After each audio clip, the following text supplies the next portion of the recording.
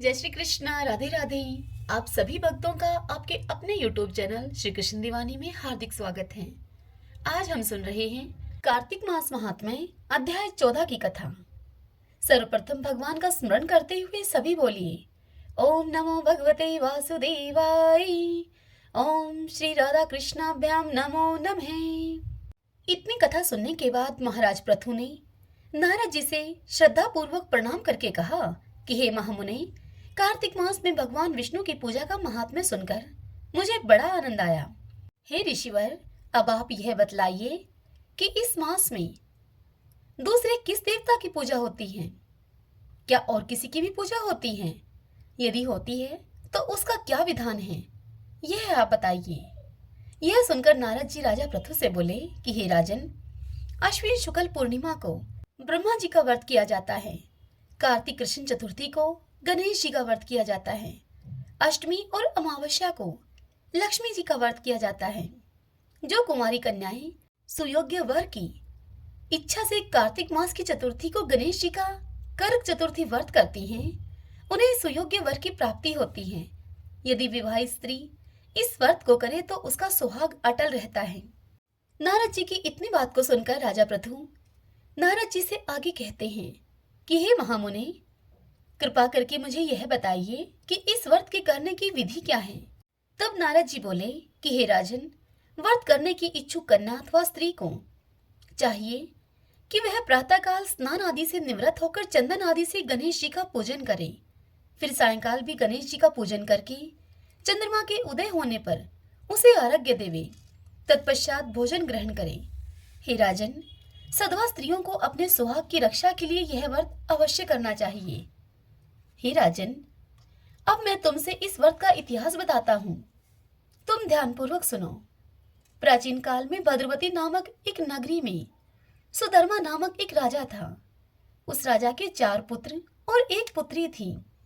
पुत्रों के नाम रविदत्त, सुशर्मा, जय शर्मा और सुशोभन थे। और उस राजा की पुत्री का नाम था वीरमती। इस कन्या वीरमती का विवाह देवव्रत नामक युवक से हो गया और अब दोनों पति पत्नी प्रेम पूर्वक रहने लगे। एक दिन की बात है कि अचानक घर पर ही सांप के द्वारा काटे जाने से देवव्रत की मृत्यु हो गई। यह देखकर वीरमती अब विलाप करने लगी। उसके इस विलाप को सुनकर उसके माता पिता और चारों भाई तथा कुछ नगरवासी भी वहां पर आ गए और देवव्रत को मरा हुआ देखकर वे शोकाकुल हो उठे। शीघ्र ही यह समाचार अब पूरे नगर में फैल गया। उसी समय पुलस्त्य मुनि अचानक ही वहां पर आ गए और समाचार पाकर राजभवन में गए। तब पुलस्त्य मुनि को आया हुआ देखकर राजा ने अपने दोनों हाथ जोड़कर पुलस्त्य मुनि का अभिवादन किया और दुखी स्वर में वे बोले, हे महाराज, कौन से पाप कर्म से मेरी यह कन्या युवा अवस्था में ही विधवा हो गई। तब राजा की इस बात को सुनकर त्रिकालदर्शी महर्षि पुलस्त्य ने कहा कि हे राजन, संकल्प लेकर भी तुम्हारी कन्या ने भगवान गणेश जी के व्रत की उपेक्षा की है। उसी के कारण यह वैधव्य को प्राप्त हुई है। हे राजन, रिद्धि सिद्धि के दाता गणेश जी की जो उपेक्षा करता है वह इसी प्रकार से कष्ट पाता है। इस संदर्भ में मैं तुम्हें एक प्राचीन इतिहास सुनाता हूँ। एक समय ब्रह्मा, विष्णु, महेश और इंद्र आदि सभी देवता दैत्य के विनाश का उपाय सोचने के लिए एकत्रित हुए। उस समय ब्रह्मा जी ने कहा कि गणेश चतुर्थी का व्रत संपूर्ण विपत्तियों का विनाश करने वाला है। तब सभी देवताओं ने कार्तिक के कृष्ण पक्ष की चतुर्थी का व्रत किया, जिससे कि दैत्यों पर उन्होंने विजय प्राप्त की। तत्पश्चात सभी देवताओं ने गणेश जी से कहा कि हे विघ्नहर्ता, आपकी कृपा से हमने विजय प्राप्त की है। अब आप कृपा करके हमसे वर मांगिए।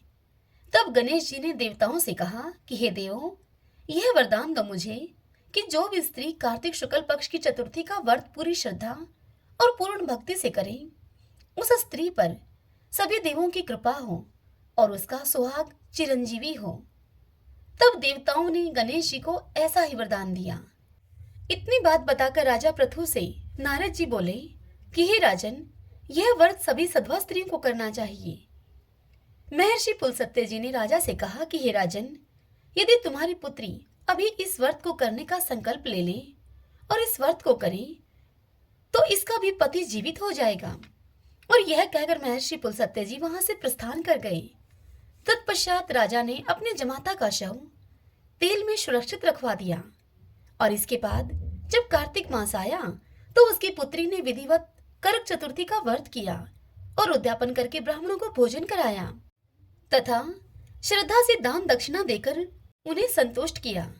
व्रत के प्रभाव से उसका मृत पति पुनः जीवित हो उठा।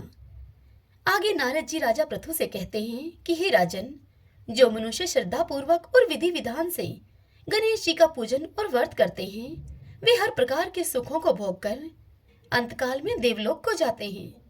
श्रीमन नारायण नारायण हरि हरि भजमन नारायण नारायण हरि हरि। ओम नमो भगवते वासुदेवाय।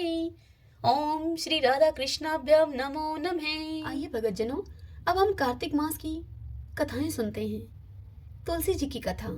सभी बोलिए तुलसी माता की जय। कार्तिक का महीना आया तब सभी औरतें तुलसी माता को सींचने के लिए आती। सभी तो सींचकर तुलसी माता को वापस चली जाती, किंतु एक बुढ़िया माई वहां आती और तुलसी माता से कुछ ऐसा कहती। वह कहती, हे तुलसी माता, सत की दाता, मैं तेरा बिरला सींचती हूँ, तो मुझे बहू दे, पीले रंग की धोती दे, मीठा मीठा ग्रास दे, बैकुंठ में वास दे, चटक की चाल दे, अच्छी मौत दे, चंदन का काट दे, अच्छा राज दे, दाल भात खाने को दे और 11 के दिन श्री कृष्ण का कांधा दे। तब तुलसी माता यह बात सुनकर सूखने लगी। तब भगवान श्री कृष्ण ने तुलसी जी से पूछा कि हे तुलसी, इतनी औरतें आती हैं, तुमको नहलाती हैं, तुम्हें भोग लगाती हैं, तुम्हारी पूजा करती हैं, तुम फिर भी सूख रही हो। तब तुलसी माता ने श्री कृष्ण से कहा कि हे प्रभु, आप मेरे मन की मत पूछो। तब भगवान ने कहा कि अगर यह बात मैं नहीं पूछूंगा तो कौन पूछेगा। तब तुलसी माता ने कहा कि एक बुढ़िया माई मेरा पूजन करने के लिए रोज आती है और पूजन करने के बाद मुझे वह यह बात कहकर जाती है, मैं उसे और तो सब कुछ दे दूंगी, लेकिन श्री कृष्ण का कांधा उसे कैसे दूंगी। तब भगवान श्री कृष्ण सारी बात सुनने के बाद तुलसी जी से बोले कि कल जब वह बुढ़िया माई आएगी तब तुम उससे कह देना, जब वह मरेगी तो मैं उसे अपने आप कांधा दे आऊंगा। अब समय बीतने के अनुसार कुछ समय के बाद ही कुछ दिनों में वह बुढ़िया माई मर गई। अब गांव के सभी लोग इकट्ठे होकर उस बुढ़िया माई को लेकर जाने लगे। तब वह बुढ़िया माई इतनी भारी हो गई कि वह किसी से भी ना उठे। तब सभी लोग कहने लगे कि इतनी ज्यादा पूजा पाठ किया करती थी, पाप नष्ट होने की माला तक फेरती थी, फिर भी इतनी भारी हो गई। तभी वहां पर भगवान श्री कृष्ण बूढ़े ब्राह्मण का वेश धारण करके आए और वहां खड़े हुए लोगों से पूछने लगे कि यह कैसी भीड़ है भाई। तब वहां पर खड़े हुए आदमी कहने लगे कि यह बुढ़िया माई मर गई है, पापनी थी, इसीलिए किसी से उठती भी नहीं। तब भगवान ने उन लोगों से कहा कि मेरे को इसके कान में एक बात कहने दो तो यह आसानी से उठ जाएगी। फिर भगवान ने उस बुढ़िया माई के पास जाकर उसके कान में कुछ ऐसा कहा, बुढ़िया माई, मन की निकाल ले, पीतांबर की धोती ले, मीठा मीठा ग्रास ले, बैकुंठ का वास ले, चटक की चाल ले, चंदन का काठ ले, झालर की झनकार ले, दाल भात का जीमन ले और श्री कृष्ण का कंधा ले। यह बात सुनकर अब बुढ़िया माई हल्की हो गई। उसे भगवान श्री कृष्ण अपने कंधे पर ले गए। अंत में उस बुढ़िया माई को मुक्ति मिल गई। हे तुलसी माता, जैसे आपने उस बुढ़िया माई की मुक्ति करी वैसे ही हमारी भी करना। हे भगवान श्री कृष्ण, जैसे आपने बुढ़िया माई को कांधा दिया वैसे ही हमें भी देना। इस कथा को कहते सुनते हुंकारा भरते सभी पर अपनी कृपा करना। इल्ली और घुड़िए की कहानी। एक इल्ली और एक घुड़ था। इल्ली बोली कि आ भाई घुड़, कार्तिक नहाए। तब घुड़ बोला, तू तो गोरी पड़ी है, तू ही नहा ले, मेरे तो मोट बाजरा पड़ा है, मैं तो नहीं नहाऊंगा। मैं तो हरे हरे बाजरे का सिट्टा खाऊंगा और ठंडा ठंडा पानी पीऊंगा। बाद में फिर इल्ली तो राजा की लड़की के पल्ले लगकर नहा ली और घुड़ नहीं नहाया। कार्तिक उतरते ही दोनों मर गए। बाद में इल्ली ने कार्तिक नहाने के पुण्य प्रभाव से राजा के घर में बेटी बनकर जन्म लिया और घुड़ राजा के घर में गधा बना। जब राजा ने बेटी के विवाह का साया निकलवाया तो बेटी के विवाह का मुहूर्त निकल गया और वह ससुराल जाने के लिए विदा होने लगी तो बेटी की बैलगाड़ी अब रुक गई। यह देखकर राजा रानी बोले कि बैलगाड़ी क्यों रुक गई? बेटी, तुझे जो चाहिए सो मांग ले। तब वह लड़की बोली कि यह गधा मुझे चाहिए। तब राजा रानी उससे बोले कि मांगा तो भी क्या मांगा? यह मत ले, तुझे और जो कुछ चाहिए, धन दौलत और भी कुछ, वह सब ले जा। परंतु वह नहीं मानी और उसने कहा कि मुझे तो यही गधा चाहिए। और अब वह गधा फुदक फुदक कर राजा के रथ के पीछे भागने लगा। जब लड़की महल में जाने लगी तो उस गधे को उसने सीढ़ी के नीचे बांध दिया। जब सीढ़ी उतरने लगी तो गधे ने उससे कहा कि हे सुंदरी, हे लड़की, थोड़ा पानी तो पिला दो। तब उस लड़की ने कहा, जब मैंने तुझसे कार्तिक नहाने के लिए कहा था तब तूने मुझसे कहा था कि मैं तो बाजरे का सीटा खाऊंगा और ठंडा ठंडा पानी पीऊंगा। वह दोनों आपस में यह बात कर ही रहे थे कि उनकी आपस की यह बात देवरानी जेठानियों ने सुन ली और अपने देवर को सिखा दिया। कहने लगी, तू ये क्या जादूगरनी लेकर आया है? ये तो जानवरों से भी बात करती है। तब वह देवर बोला कि मैं अपने कानों से सुनूंगा तभी मानूंगा, अपनी आंखों से देखूंगा तभी मानूंगा। और फिर दूसरे दिन वह छिपकर बैठ गया और देखा कि रानी महल से नीचे उतरी है और गधा फिर वही बात उससे बोला है। तो रानी ने भी उसको जवाब दिया। तब वह राजा तलवार निकालकर वहां खड़ा हो गया और अपनी रानी से बोला कि तू जानवरों से क्यों बात कर रही है? क्या तो तू मुझे सच सच बता दे, नहीं तो मैं तुझे आज तलवार से मार दूंगा। तब उस रानी ने कहा कि औरत का भेद मत खोलो। तब राजा ने कहा कि मैं तो तेरा पूरा भेद खोलूंगा। इस पर रानी ने उसे बताया कि मैं पिछले जन्म में इल्ली थी और यह गधा है, यह घूण था। तब मैंने इससे कहा था कि आ घूण कार्तिक नहा ले, तब यह नहाया नहीं, जिससे कि यह इस जन्म में गधा बना। और मैं राजा की लड़की के पल्ले लगकर कार्तिक नहाई, जिसके पुण्य प्रभाव से राजा के घर में मुझे जन्म मिला। इसीलिए मैं तो पिछली बात कर रही थी इससे। यह बात सुनकर वह राजा कहने लगा कि क्या कार्तिक में नहाने का इतना फल है? तब उसे रानी ने बताया कि कार्तिक में नहाने से मैं आपके घर में राजपाट कर रही हूँ।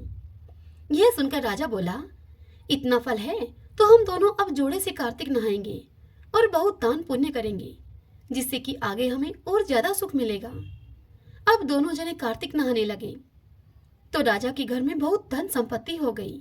हे कार्तिक महाराज, जैसे इल्ली को सुख दिया वैसा आप सबको देना, जैसा घुण को दिया वैसा किसी को मत देना। सभी बोले विष्णु भगवान की जय।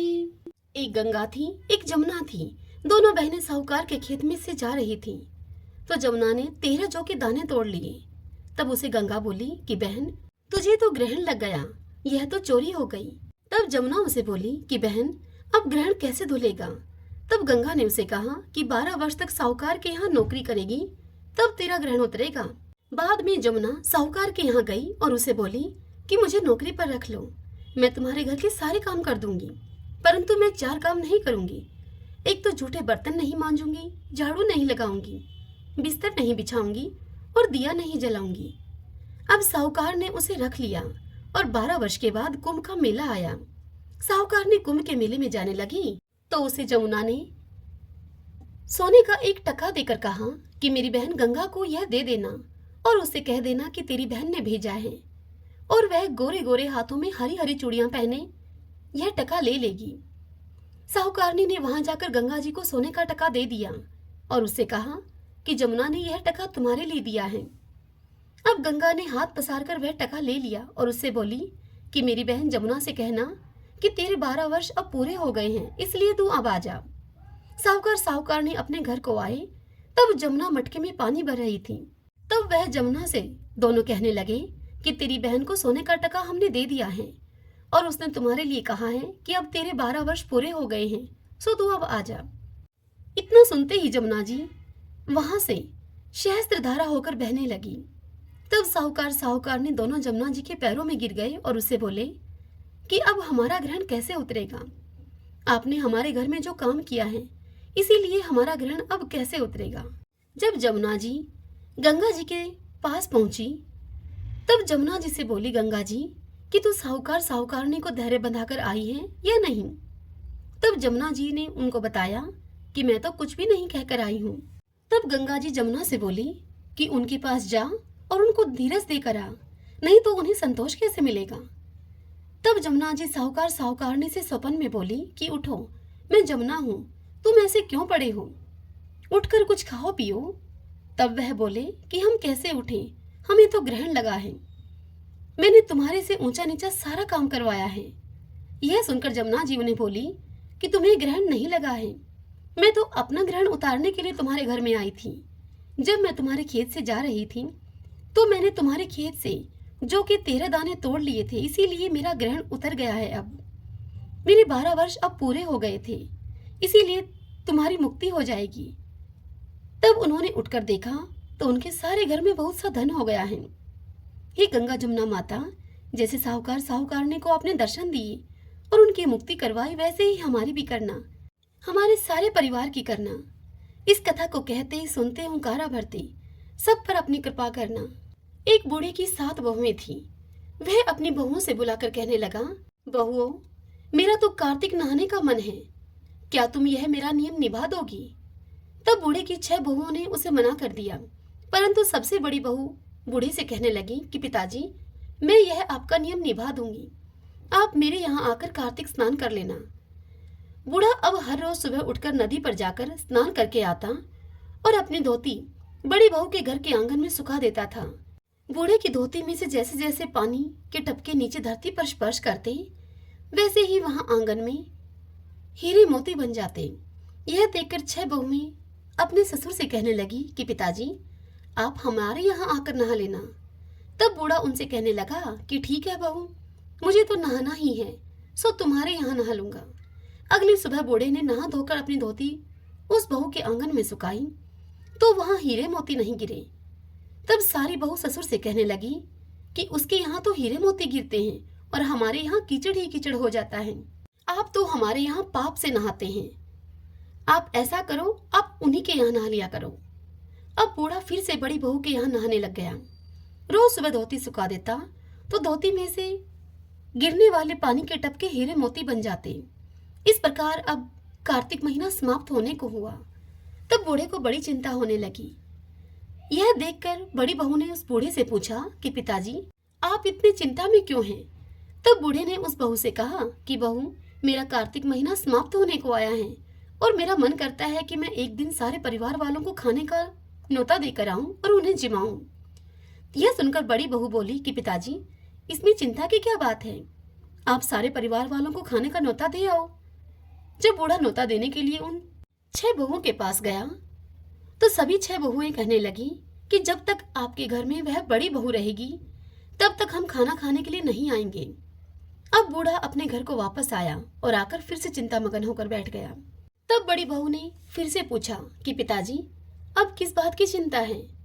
तब बूढ़े ने कहा कि बहू, उन सब का कहना है कि जब तक तुम यहाँ घर पर रहोगी तब तक उनमें से कोई भी खाना खाने के लिए नहीं आएंगी।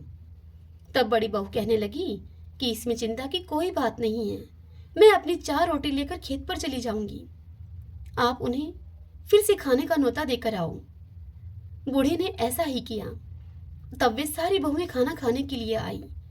उन्होंने कुछ तो खाना खाया और बचे हुए खाने में मिट्टी और कंकड़ डालकर चली गई।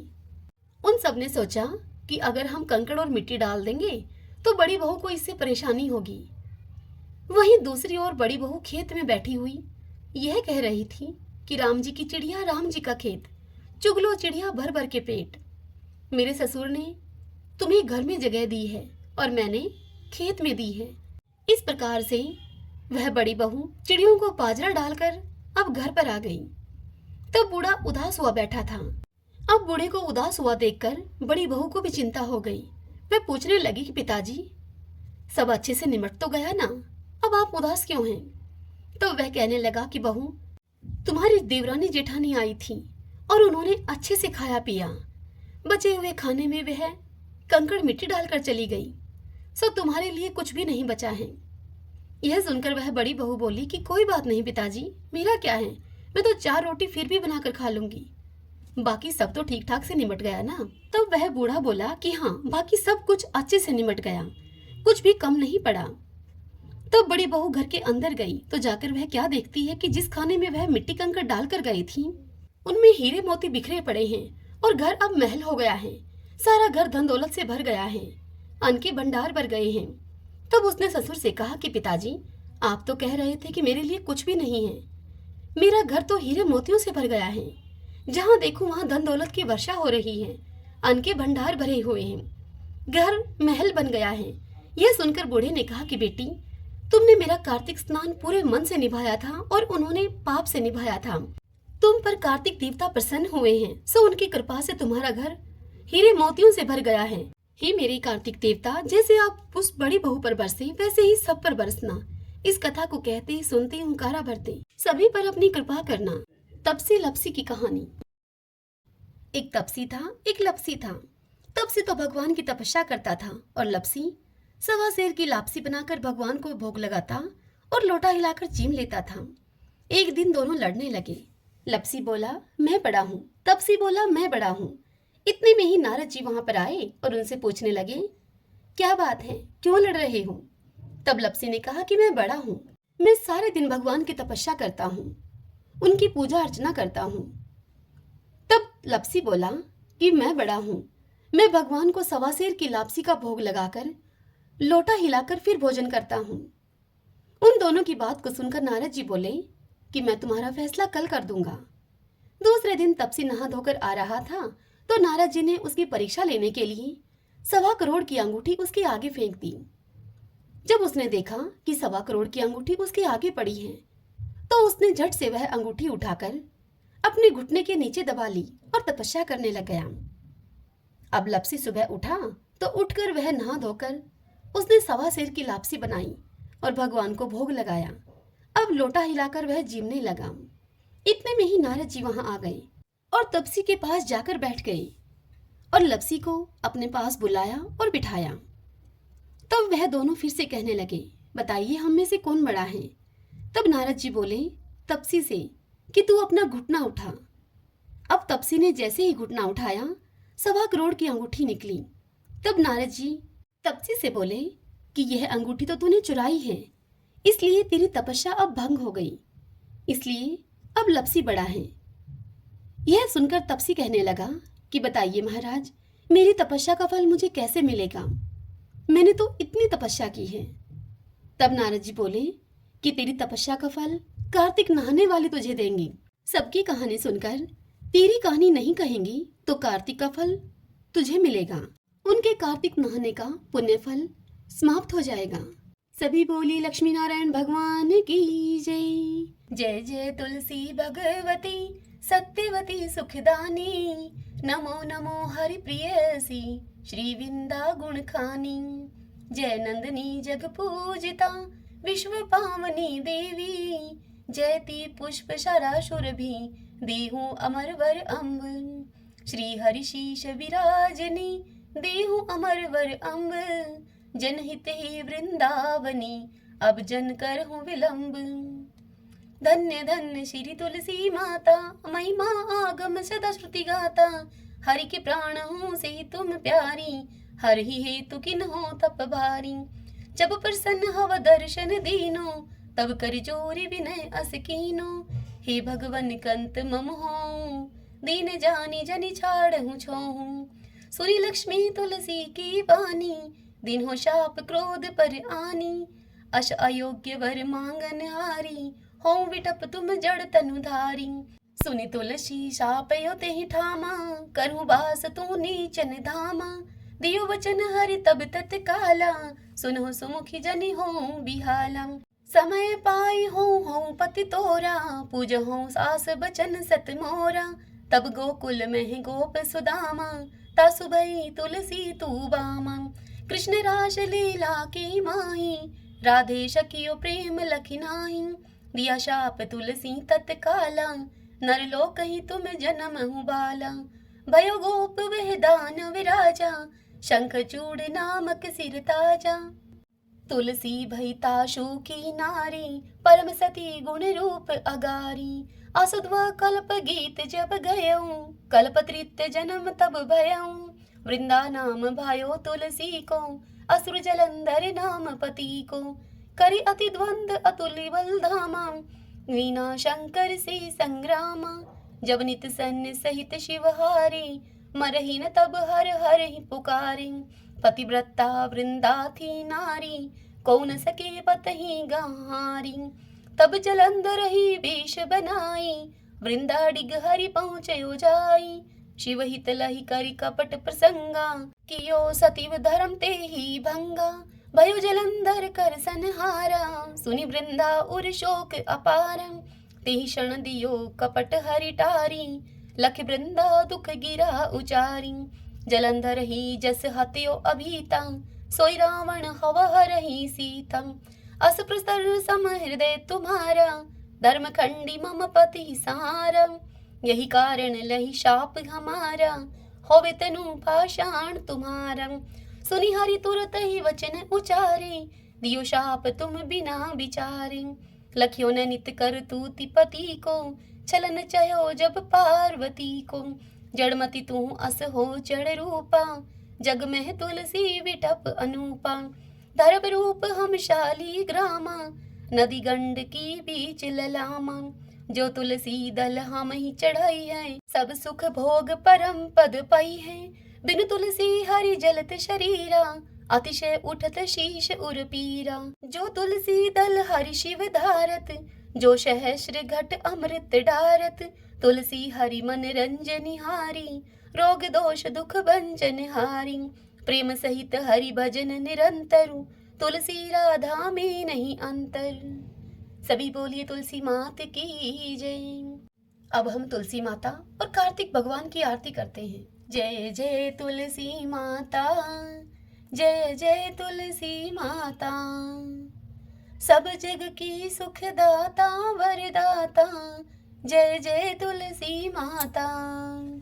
सभी योगों के ऊपर, सब रोगों के ऊपर, रुज से रक्षा करके भव त्राता, जय जय तुलसी माता।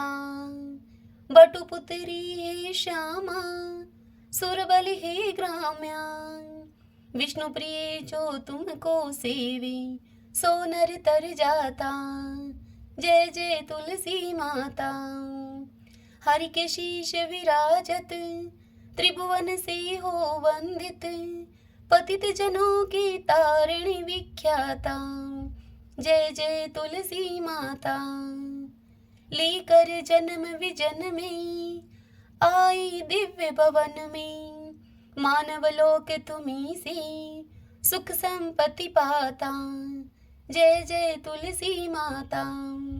हरि को तुम अति प्यारी, श्याम वरण कुमारी।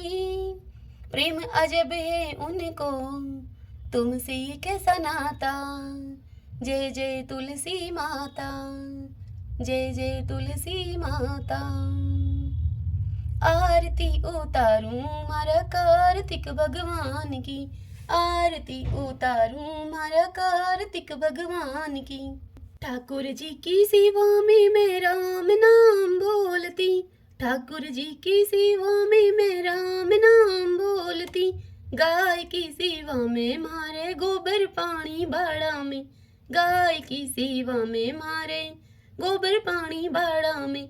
तुलसी जी की सेवा में मारे तुलसी फल फूल आंगन में, तुलसी जी की सेवा में मारे तुलसी फल फूल आंगन में।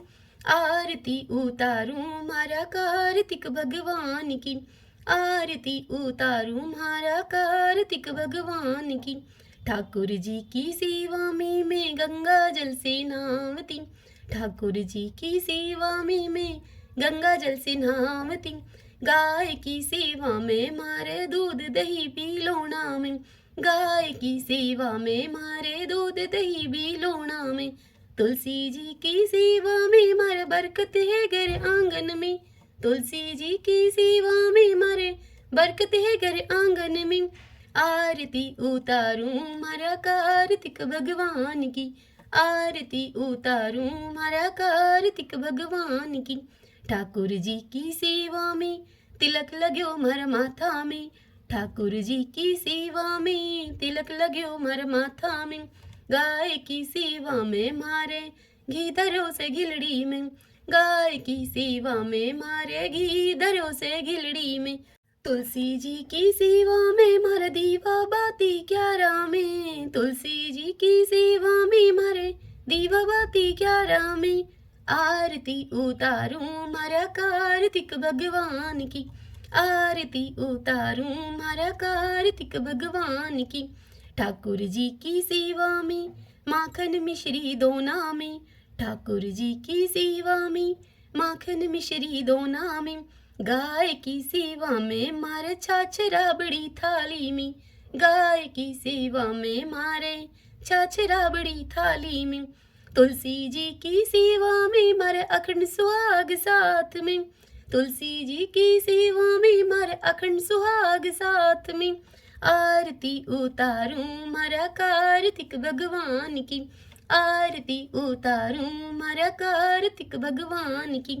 ठाकुर जी की सेवा में नित उठ मंदिर जावती, ठाकुर जी की सेवा में मैं नित उठ मंदिर जावती, गाय की सेवा में मारे नित उठ बुहारी लगावती, गाय की सेवा में मैं नित उठ के बुहारी लगावती, तुलसी जी की सेवा में मैं नित जल सींचूं क्यारा में, तुलसी जी की सेवा में मैं नित जल सींचूं क्यारा में, आरती उतारूं मारा कार्तिक भगवान की, आरती उतारूं मारा कार्तिक भगवान की। ठाकुर जी की सेवा में सखियों का संग है मंदिर में, ठाकुर जी की सेवा में नित सखियों का संग है मंदिर में, गाय की सेवा में मारे साथ ग्वाला आंगन में, गाय की सेवा में मारे साथ ग्वाला आंगन में, तुलसी जी की सेवा में मारा घर वाला मारे साथ में, तुलसी जी की सेवा में मारा घर वाला मारे साथ में, आरती उतारूं मारा कार्तिक भगवान की, आरती उतारूं मारा कार्तिक भगवान की। ठाकुर जी की सेवा में मैं तुलसी माला फेरती, ठाकुर जी की सेवा में मैं तुलसी माला फेरती, गाय की सेवा में मारे गले गलसरी सोना की, गाय की सेवा में मारे गले गलसरी सोना की, तुलसी जी की सेवा में मारे सिर पर चूंदड़ लाल है, तुलसी जी की सेवा में मारे सिर पर चुंदड़ी लाल है, आरती उतारूं मारा कार्तिक भगवान की, आरती उतारूं मारा कार्तिक भगवान की। ठाकुर जी की सेवा में मैं बैकुंठा में जावती, ठाकुर जी की सेवा में मैं बैकुंठा में जावती, गाय की सेवा में मैं पापों से मुक्ति पावती, गाय की सेवा में मैं पापों से मुक्ति पावती, तुलसी जी की सेवा में मैं सातों जन्म सुख पावती, तुलसी जी की सेवा में मैं सातों जन्म सुख पावती, आरती उतारूं मारा कार्तिक भगवान की, आरती उतारूं मारा कार्तिक भगवान की। सभी बोलिए कार्तिक भगवान की जय, तुलसी माता की जय।